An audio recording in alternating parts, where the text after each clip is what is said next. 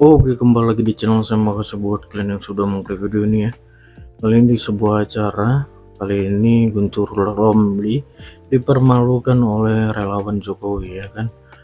Kalau membilang PDIP itu adalah seperti fobia ya, fobia Jokowi. Kita lihat ya gimana videonya. Sebelum kita ke video, bantu subscribe dulu channel saya belum subscribe. Tidak tunggu lama, kita ke videonya langsung. Let's go. Jadi bagi kami ini adalah upaya hanya untuk pengalihan isu.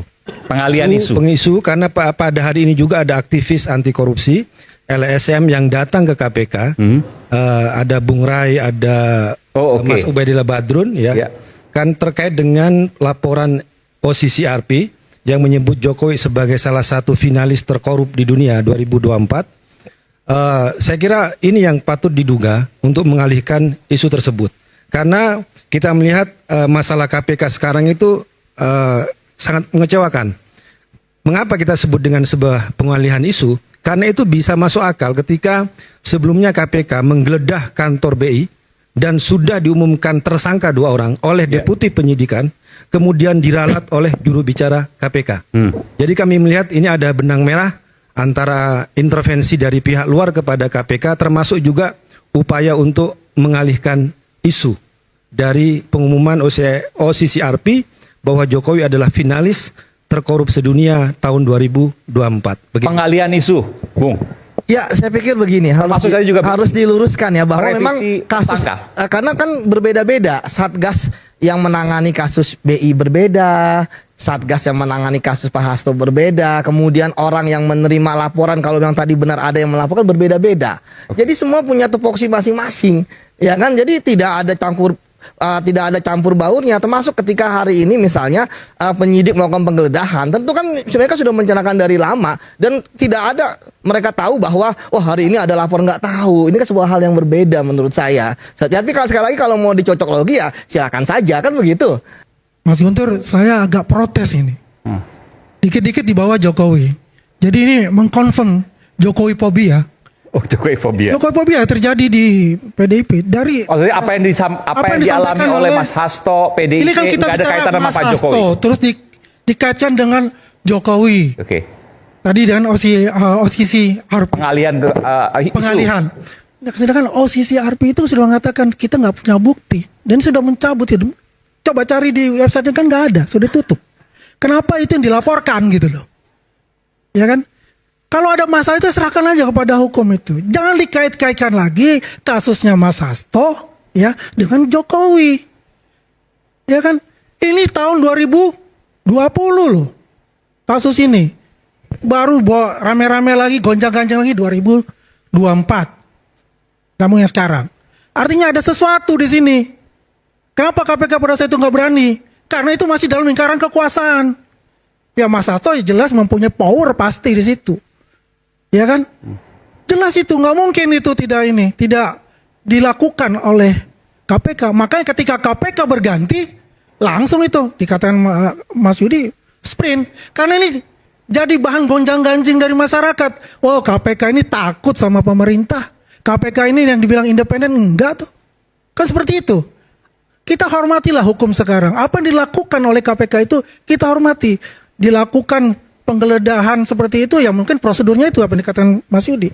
Tapi tolong jangan dikaitkan dong dengan Jokowi dan keluarganya. Dikit-dikit Jokowi dan keluarganya. Jokowi fobia rupanya ini.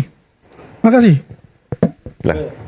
Terkait dengan Jokowi ada 2 hal. Pertama masalah hukum dan juga masalah politik. Masalah hukum adalah ketika saya menyebut nama Jokowi, saya ingin mencontohkan ada kasus tebang pilih di sini. Jadi KPK sangat tajam kepada kasus Sekjen PDI Perjuangan, tapi sangat tumpul kepada Jokowi dan keluarganya. Jangan lupa, nama Jokowi disebut dalam pengadilan kasus korupsi. Kasusnya mantan Dirut Pertamina, Karen Agustiawan.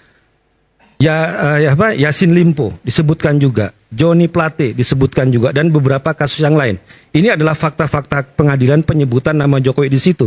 Kemudian juga saya katakan tadi, penyebutan Jokowi dan keluarga bukan juga dari saya, tapi laporan misalnya Ubaidillah Badrun yang sudah mungkin ini yang ketiga kali dia menyampaikan laporan kepada KPK. Kemudian juga apa lagi? Apa yang disampaikan oleh almarhum Faisal Basri yang videonya sangat viral.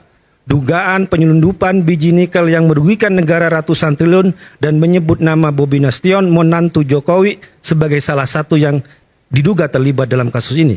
Kemudian juga Blok Medan, dan semuanya ini kan nama-nama yang sudah beredar di publik. Bukan kita ingin mengatakan benci kepada Jokowi atau fobia kepada Jokowi, tapi adalah fakta hukum. Kemudian juga adalah fakta politik. Karena kami juga, apa yang disampaikan oleh Sekjen PDI Perjuangan, ya, ketika sebelum ditersangkakan tersangka oleh KPK, ada yang datang kepada dia, dan dia itu sudah dikutip oleh majalah Tempo, bahwa kalau sampai Jokowi dan keluarganya dipecat, maka akan ditersangkakan kasus Harun Masiku. Dan ancaman ini, pesan ini tidak hanya pada tahun 2024, tapi sudah setahun lebih, dari tahun 2023. Setiap Mas Hasto, Sekjen PDI Perjuangan, berbicara kritis, berbicara lantang, selalu ditakut-takuti dengan kasus Harun Masiku. Tapi karena dia yakin tidak pernah terlibat dengan kasus Harun Masiku, segala pesan, segala ancaman, segala intimidasi tidak dihiraukan. Dan tidak takluk, tetap keras, tetap lantang bersuara kalau demi kebaikan negeri ini. Begitu, Mas. Coba pertanyaan tadi, di mana kemudian benang merah Pak Jokowi misalnya di dalam kasus Mas Hasto? Seberapa bisa ia yang bukan presiden lagi kemudian mencawe-cawe? Ya, kalau kita melihat apa yang disampaikan oleh Mbak Bivitri, bahwa komisioner KPK saat ini adalah orang yang dipilih dan ditetapkan oleh Jokowi, dan Pak Prabowo hanya melantik. Ya, kemudian juga seakan-akan dari banyak kasus yang ada di KPK yang merugikan negara triliunan, termasuk juga buronan yang lebih lama yang dari namanya Harun Masiku, yang namanya Kirana Taiming kalau nggak nama Tionghoanya, dari sejak 2017. Seakan-akan itu bukan prioritas, tapi yang prioritasnya adalah mentersangkakan Sekjen PDI Perjuangan yang baru dipecat. Saya nggak setuju kayak begini, itu. Ya kan? Kalau begini ini sudah mengkonfirm lah ya, sudah Jokowi fobia benar di sini, teman-teman ini kita ini. Ya bahwa kan? tadi kemudian pimpinan KPK adalah dalam tanda kutip orangnya Jokowi, itu gimana? Tadi katakan Mbak Bivitri dipilih dan ya mengatakan mengkonfirmasi itu bahwasanya itu orang KPK adalah dipilih Jokowi. Bagaimana dikatakan dipilih Jokowi? Sedangkan itu dipilih di DPR RI melalui proses, betul nggak, Mas Yudi? Melalui proses, yang pilih itu DPR RI termasuk PDIP.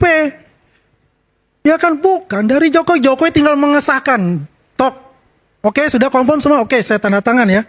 Yang memilih panselnya siapa? Yang menyeleksi. Loh, kemudian yang menyeleksi pansel 10, ada tim pansel. Dari 10 calon komisioner KPK juga siapa ke DPR? Loh, Anda punya juga loh PDIP. Iya, semua partai-partai itu punya jagoan-jagoan di dalam yang itu. Yang disodorkan ada terbatas ya kan? Dari nama-nama yang itu, ya berarti tidak.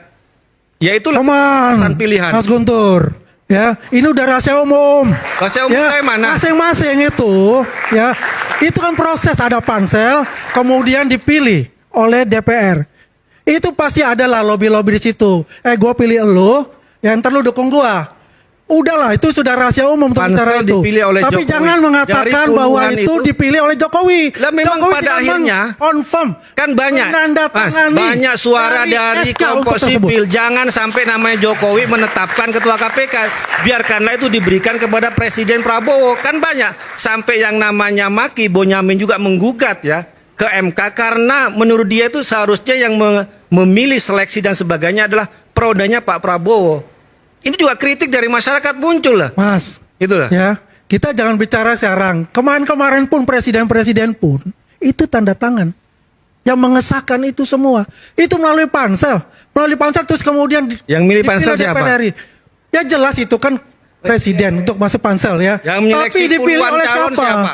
Yang dipilih oleh siapa? Bukan oleh Jokowi. Ketika DPR hanya diberi batasan untuk memilih dari 10 orang itu, ya, dan semuanya sudah diseleksi sesuai dengan minat yang menyeleksi, memang ada alternatif lain dari 10 orang itu. Nah, pertanyaan saya, ya, bagaimana Anda tahu bahwa itu mereka, ya, yang akan dipilih masing-masing? Kalau bukan mungkin dari partai Anda. Saya pilih Pak Wawan ya. Pak Wawan Setan itu punyanya PDIP. Si A atau si B itu punya saya. Udahlah, itu sudah pasti ada diskusi di dalamnya itu.